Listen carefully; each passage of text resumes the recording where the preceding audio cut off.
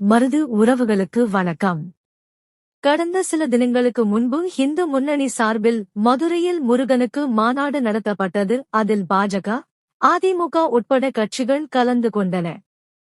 அது தொடங்குவதற்கு திமுக மற்றும் அதன் கூட்டணி கட்சிகள் அந்த மாநாட்டுக்கு எதிராக பல வேலைகள் செய்தன. திமுகவை சேர்ந்தவர்கள் அது சங்கிகள் மாநாடு என்றனர். திமுகவின் கூட்டணி கட்சியான விடுதலை சிறுத்தைகள் கட்சி தலைவர் திருமா அவர்கள் மாநாட்டிற்கு எதிராக மனித சங்கிலி போராட்டம் நடத்தினர்.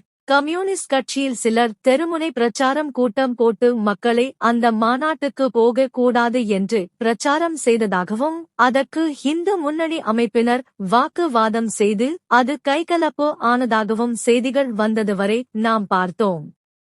திமுக என்பது கடவுள் மறுப்பாளர்கள் கட்சி என்றும் இந்து மக்களுக்கு எதிரான கட்சி என்றும் ஒரு பிம்பம் உள்ளது.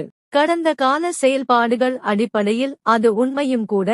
ஆனால் திமுகவின் அமைப்பு செயலாளர் திரு R.S. பாரதி அவர்கள் ஒரு கூட்டத்தில் பேசும்போது முருகன் எங்கள் பக்கம்தான் இருக்கிறார் என்றும் திருச்செந்தூர் முருகன் கோவில் குடமுழுக்கு விழாவை அமைச்சர் திரு சேகர் பாபு அவர்கள் நடத்த போகிறார் என்றும் கூறியுள்ளார். அவர் பேசிய காணொளி உங்களுக்காக. வேலை நம்ம கையில் இருக்காரு, முருகனும் நம்ம கிட்ட இருக்காரு. இப்போ சொல்றாங்க முருகன் பக்தர்களா அப்படின்னு. இந்த கூட்டத்தில் நான் சொல்லிவிட்டு போகிறேன். நீங்கள் மதுரையில் நடத்துனீங்கல்ல, இப்போ எங்கள் சேகர் பாபு 7ஆம் தேதி திருச்செந்தூரில் கும்பாபிஷேகம் நடத்த போகிறார். திருச்செந்தூர் முருகன் எங்கள் பக்கம்தான் இருக்கிறார் என்பதை அன்னைக்கு நாங்கள் காட்டுறோமா. இது திமுக என்ற கட்சி ஒரு அடையாள சிக்கலில் உள்ளதையே காட்டுகிறது. தேர்தல் வருவதால் இப்படி இரட்டை வேடம் போடுவதாகவே நமக்கு தோன்றுகிறது.